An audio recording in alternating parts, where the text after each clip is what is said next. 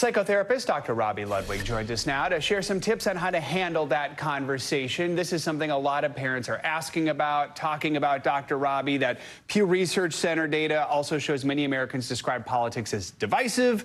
That's a tough conversation for anyone to talk about, especially with kids. So how can parents start a conversation about politics with their kids? At what age should you even have that conversation?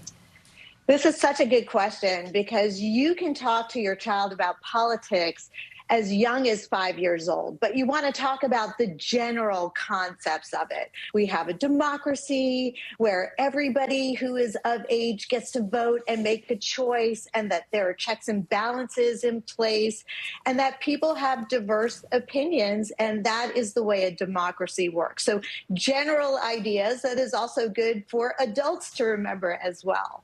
It's interesting to hear you say that you start this as young as 5. How would you recommend that parents approach teaching their kids about politics and how it all works in general? What resources are available to try to kind of, be a teacher starting at that age in your own home on something so important?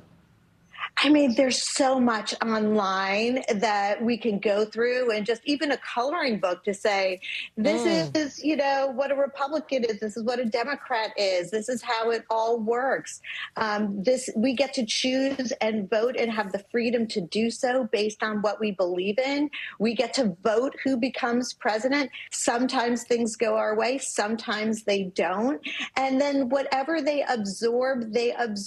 But at least you are giving yourself an opportunity to share the beauty of this democratic system. Yeah, a lesson in winning and losing and good sportsmanship. So here's another thing. Kids get older. How should parents handle it when a teenager or a college-age kid might actually disagree with them politically?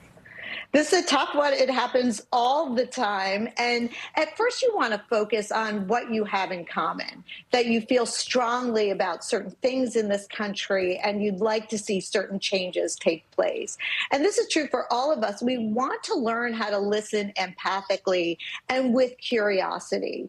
Half the country has a different idea of how things should go or what's important to them. So we could start in our own home and tell our kids, a lot of people will not share the same belief, and it's equally as important to listen with curiosity before attacking them. And also just, really being interested in what they have to say. We are not going to change anyone's minds about politics, and that's true in our own home, but we can discuss the ethics of it, of listening with curiosity and keeping an open mind. Is this tougher if the parents have different political views from each other? And if that is the case for someone in their home, what would you recommend?